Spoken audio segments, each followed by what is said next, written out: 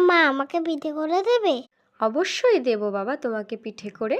সবসময় মানুষের হাতে টাকা থাকে না যদিও বা, কিন্তু তারপরেও ছেলে আবদার করেছে, মেটাতে তো হবেই। তার জন্য ভাতের চাল ভিজিয়ে রেখেছিলাম, আমি এবার ওটা গুঁড়ো করে নিয়ে করব চুষি পিঠা। জল বসিয়ে নুন দিয়ে গরম করে নিলাম, এবারে চাল গুঁড়োটা সুন্দর করে মেখে নেব।